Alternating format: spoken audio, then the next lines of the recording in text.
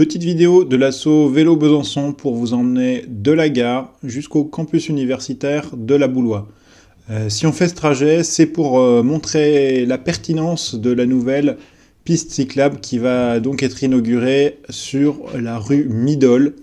Donc c'est une nouveauté et ça permet de faire cet itinéraire de façon beaucoup plus sûre et fluide qu'auparavant. Il y a un petit souci ici, on est obligé de descendre du vélo et passer un petit peu sur le trottoir à pied. Et je pense qu'une sortie de parking pour les vélos devrait être relativement facile à organiser, à bon entendeur. Donc nouveauté, on a un feu vélo qui marche, c'est nouveau à Besançon. Ça permet de s'insérer, ça permet donc de sécuriser les traversées. Et là, on est sur le début de la rue Midol. Et on va voir très rapidement que cette voie cyclable est protégée par une rampe en béton, ce qui en fait donc une piste cyclable, chose rare à Besançon. On n'avait que la rue Schiffer qui était équipée de pistes cyclables, et encore, cette piste cyclable change de côté de la rue. Donc ici, on a vraiment toute une rue en piste cyclable, protégée, on se sent très en sécurité, même quand il y a des voitures qui passent.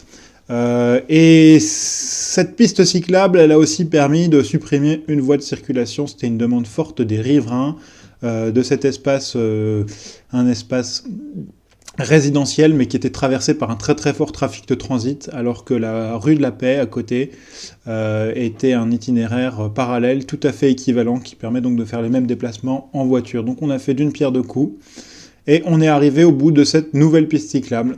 Alors on est sur un carrefour qui est un petit peu intimidant, mais le cycle de feu, normalement, permet de traverser en toute sécurité. Il y a la possibilité de s'arrêter sur le tourne à gauche au milieu, mais normalement, les véhicules venant d'en face sont à l'arrêt au moment de faire cette traversée. Et puis, on continue sur la rue Weiss.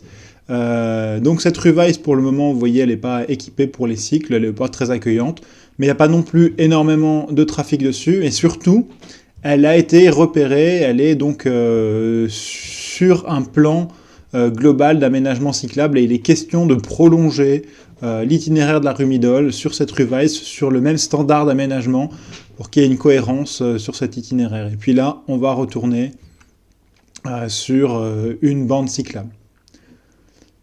J'ai pas utilisé la bande cyclable dans le giratoire, même si on peut le faire pour tourner à droite, mais d'une manière générale, je déconseille, et l'association Vélo Besançon déconseille de rouler sur les bandes cyclables dans les giratoires, parce que c'est la meilleure façon de subir une queue de poisson, ou de ne pas être vu par les automobilistes qui s'engagent sur le giratoire.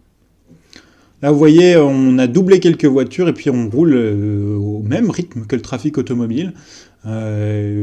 Vidéo qui montre la pertinence du vélo. On va à un rythme qui est tout à fait équivalent à celui d'une voiture dans un environnement urbain comme celui-ci. Par contre, je m'arrête derrière le poids lourd et j'en profite pour attirer votre attention sur ces nouveaux stickers que vous avez pu voir sur les poids lourds. Ils sont obligatoires depuis le 1er janvier de cette année et ils sont là pour vous rappeler qu'un conducteur de poids lourd ne vous voit pas. Comme ici, c'est une simple bande cyclable, il n'y a pas de protection et il est tout à fait possible qu'un poids lourd déboule sur la bande cyclable et c'est très très dangereux, même à faible vitesse. Donc malheureusement, tant qu'on n'aura pas de piste cyclable sécurisée, il faudra rester comme ça derrière les poids lourds. Le sticker est là pour nous le rappeler. Et puis là, on voit le boulevard sur lequel il va bientôt y avoir une piste cyclable puisque c'est une promesse de campagne d'Anne Vigneault. Donc on attend avec beaucoup d'impatience.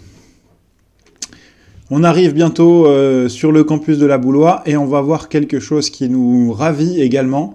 La borne qui se trouvait en bas de la rue de l'Observatoire, qui a été longtemps à l'arrêt, eh bien elle va être remise en état puisque donc on voit ce monsieur, on ne le voit pas encore, il arrive.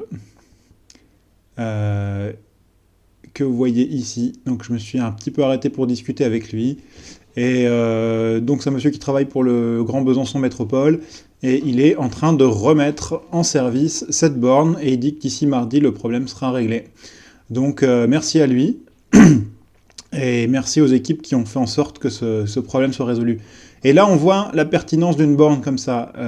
On voit qu'il y a des automobiles, l'accès automobile n'est pas interdit. Par contre, la borne régule et limite l'accès aux personnes qui en ont vraiment besoin et aux bus. Et donc là, on est sur une route où la borne cyclable est presque inutile. On ne croise pas ou très peu de voitures et donc le partage de la voirie se fait très bien. Et donc il n'y a pas de stress.